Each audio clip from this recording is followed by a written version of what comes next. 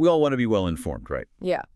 And usually when we try to gauge a country's economic health, well, the first number everyone throws around is GDP, gross domestic product. Right, GDP. It measures growth. But I think if the last decade or so has taught us anything, it's that, high growth figures can sometimes hide some really deep structural problems underneath. That's absolutely the critical point. Just looking at GDP, that's purely quantitative. It tells you the size of the economic pie, maybe, but it tells you basically nothing about who gets a slice or if the whole thing is even sustainable. So this deep dive, it's really about moving past that simple number. Okay. We want to tackle the much more complex reality of economic development. So our sources today are focusing on the incredible journey of a major developing economy, India. Gives us a lot to work with, key concepts, figures. A very rich case study. But first, we really have to hammer home that distinction you just made. What is the fundamental difference between economic growth and economic development? Okay, so growth is pretty straightforward. It's arithmetic, basically. An increase in national income, per capita income, usually over a short period. Measurable, immediate. Exactly, purely numerical. If a country produced, say, $100 billion this year and $110 billion next year. That's 10% growth. Simple. Simple. Development, though, that's a much more holistic idea. It includes that growth, definitely. But crucially, the growth has to be sustained long term. Right. And it must come with qualitative changes. We're talking reducing poverty, unemployment, lowering inequality, and actual tangible improvements in things like health, literacy, maybe environmental standards too. So if those structural shifts don't happen, Then you just have growth. Growth without real development. The underlying structure hasn't changed. okay, so let's unpack that structural reality, Oh. the thing that makes development such a huge challenge. What are the common characteristics you see in a developing economy? What are these hurdles? Well, you start with the basics, often low per capita income, Okay. which leads directly to low savings rates. And if people aren't saving much, Then there's not much capital forming for future investment. precisely, not much money for building factories, infrastructure, you name it. And this is often happening alongside high population growth. Which puts a huge strain on things. The dependency burden. A massive dependency burden on the working population. Fewer workers supporting more non-workers. And historically, there's this heavy reliance on agriculture, isn't there? Yes, exactly. Historically, our sources point to over 70% of the workforce being tied to agriculture. Well, 70%. Yeah, that creates a huge structural vulnerability right there. And when you combine that agricultural dependence with a shortage of capital across the whole economy, I mean, everything, infrastructure, machines, tech, you just end up with chronically low productivity. Low output per worker. Pretty much.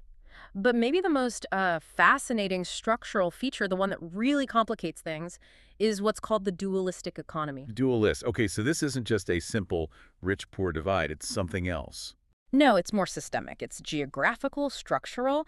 What's really interesting is you have this modern, often urban, highly organized sector using advanced tech, formal jobs. Like the tech hubs we hear about. Right. Coexisting right alongside a huge traditional, often rural, subsistence-level economy. Farming, small crafts, very informal. So it's like Bangalore and a remote farming village operating by completely different economic rules. Yeah. Almost in different centuries. That's a good way to put it. And that's the friction point. This dualism makes it incredibly hard to implement effective, unified economic policies. How so? Well, think about it.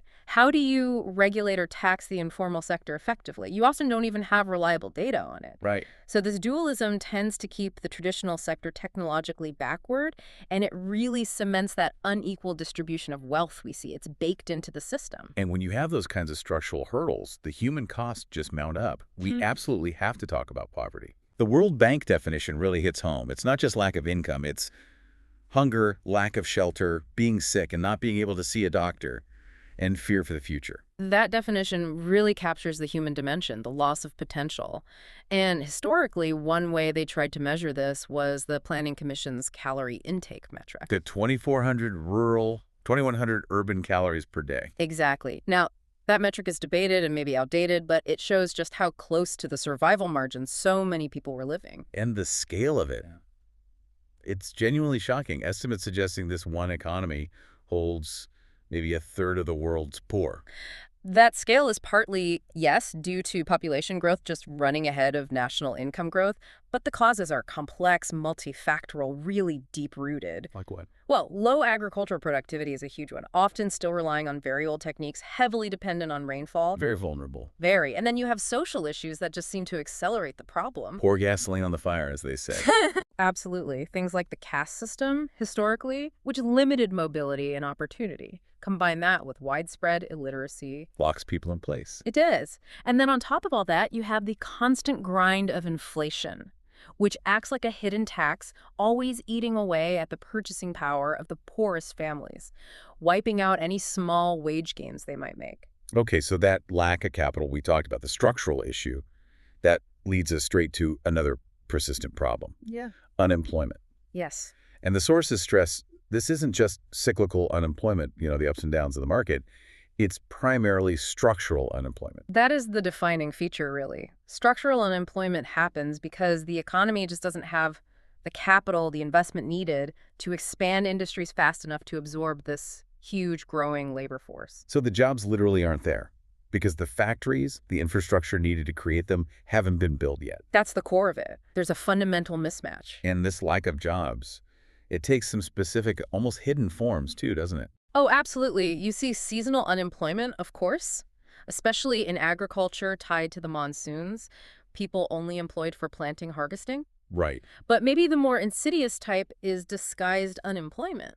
Disguised. How does that work? It's where you have more workers on a job than are actually needed. I think maybe 5 people working a small field that really only requires 2. Okay.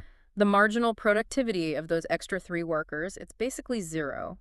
Or close to it. They're not really adding to the output. So they look employed on paper, but they aren't contributing meaningfully. They're kind of hiding in plain sight within the employment numbers. Exactly. It makes the official unemployment rate look better than the reality while keeping overall productivity way down. And if we follow this thread, low productivity, structural barriers, disguised unemployment, it seems to lead inevitably to the next big issue. Income inequality. The widening gap. The gap between the haves and the have-nots. And this is where the source material provides some truly stunning statistics. They're quite stark. We're talking about an income gap that has just ballooned over the last few decades. The share of national income going to the top 10%. It jumped from around 30% back in the 1980s to over 56% by 2019. That shift is just massive. And the flip side is even more worrying, perhaps. The share of national income for the bottom 50% of the population has consistently gone down. The benefits of decades of growth just haven't been shared, not even close to proportional. Not at all. And that 2017 statistic, that's the one that really makes you stop and think. Yeah, the richest 1% acquired 73% of all the new wealth created in the country that year. 73% to the top 1%. That's not trickle-down economics. That's a geyser straight to the top. Yeah. Why? What's driving this extreme concentration? Beyond just, economic power concentrating itself. Well, several things are working together. First, you have historical factors like highly unequal land distribution. That limits the main wealth source for many in rural areas right from the start. Second, you have operational factors. Things like tax evasion, the whole issue of black money or undeclared income.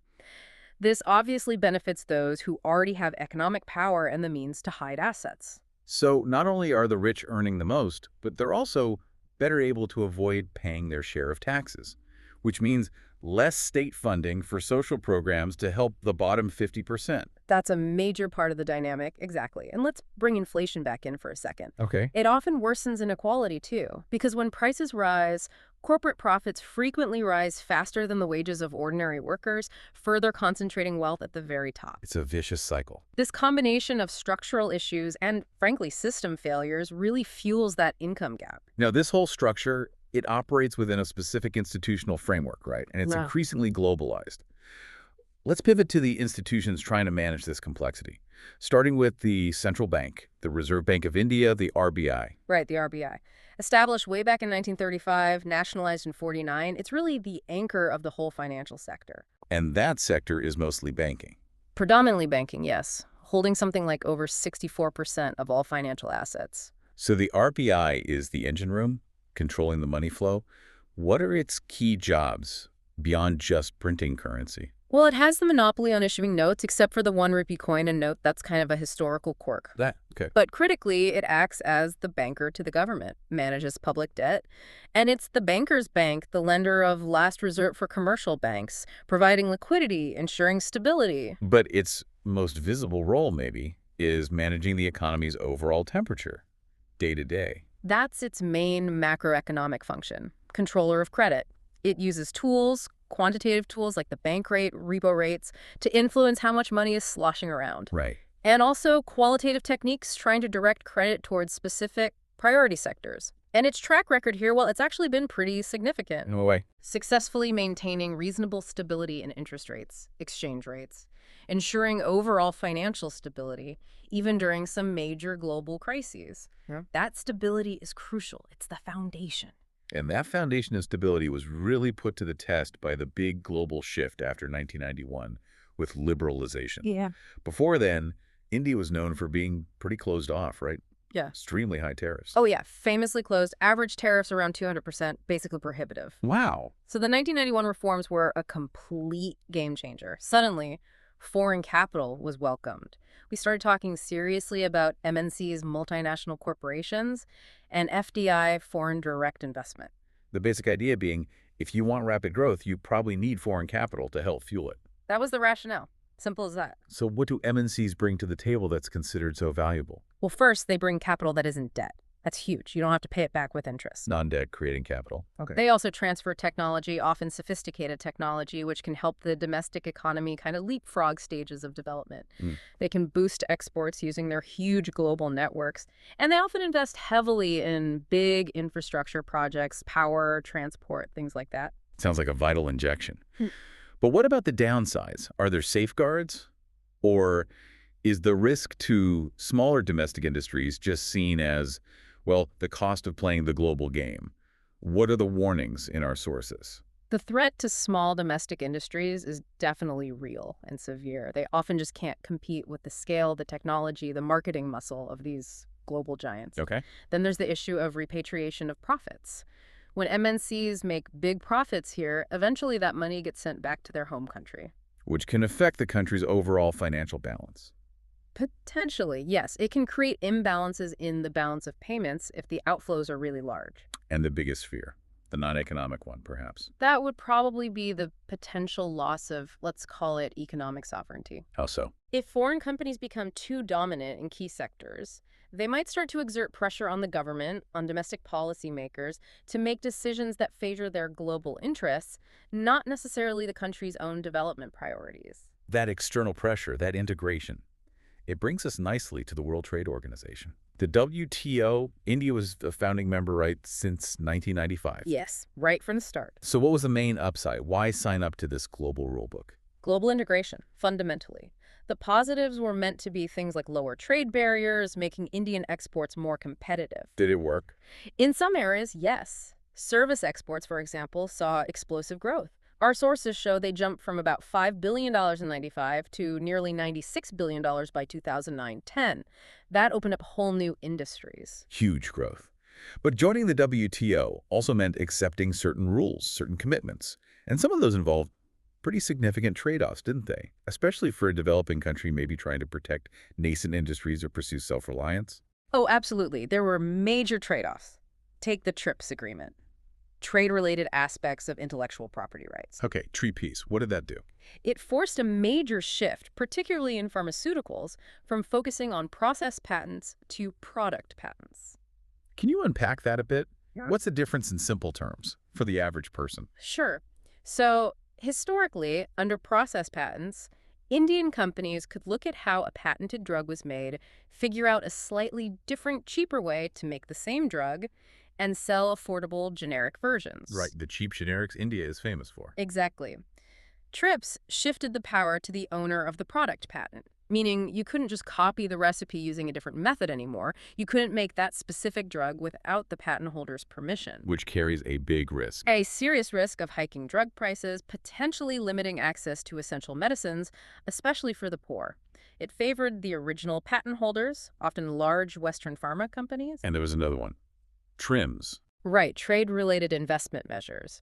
TRIMS basically said foreign investment had to be treated pretty much the same as domestic investment. No special requirements for foreign companies. It made it much harder for the government to impose conditions, like requiring MNCs to use a certain amount of local materials or transfer specific technologies or export a certain amount. Things you might want to do if you're trying to build up your own domestic industry and capabilities. A self-reliant strategy. Precisely. TRIMS could conflict directly with those kinds of national development strategies. Okay, just to quickly put this global integration in context. Okay. The push for these reforms back in '91 came partly from a really severe crisis, right? The balance of payments, the BOP crisis. Yes, 1990-91 was critical. The trade deficit hit something like $9.4 billion. Foreign exchange reserves were almost gone. The country was basically on the brink of default. So that crisis forced the opening up, forced liberalization. It was the trigger, absolutely. And since then, the BOP situation has generally improved dramatically, actually recorded an overall surplus from about 1996-97 onwards. What caused that turnaround? Mostly the increase in foreign investment flows, both FDI and portfolio investment, plus that big growth in service exports we mentioned. Okay. And it's worth noting, FDI is generally seen as much better, more stable than portfolio flows. Why is that? Because FDI is usually investment in actual physical assets, building factories, infrastructure. It tends to stay put. Portfolio flows are more like hot money investments in stocks and bonds. That can leave the country very quickly at the first sign of trouble, much less stable. Right, got it. So bringing this all together for the listener, we've mapped out what real development means. It's qualitative improvement, not just numbers. And we've looked at the huge structural challenges fighting against it in a developing economy context. That dualistic structure, the reliance on agriculture, the deep roots of poverty and unemployment. And we've also seen the role of key institutions like the RBI in trying to provide stability, and the necessary but really complex and sometimes costly integration into the global economy via MNCs and the WTO. The core tension seems to be that solving the deep structural problems, especially tackling poverty and inequality, has to happen internally. Global trade stability is important, but it doesn't fix those domestic issues on its own. Exactly. That's the fundamental challenge. Okay, so here's the final thought we want to leave you with today. Despite achieving, significant macroeconomic success since those 1991 reforms, we're talking capital account surpluses, high foreign exchange reserves, around $487 billion currently. Impressive numbers on the surface. Right. Despite that stability, the fundamental structural issue of incredibly unequal wealth distribution seems largely unresolved. If the richest 1% are still capturing nearly 3/4 of all new wealth created in a year, as that 2017 figure suggested, then we really have to ask, how effective can all these stabilization policies, managing interest rates, attracting foreign capital, how effective can they really be in genuinely improving the overall quality of life for most people, in achieving true development, when the system itself seems wired to ensure the benefits of growth flow overwhelmingly just to the very, very top? It really forces you to question who the economy is ultimately designed to serve.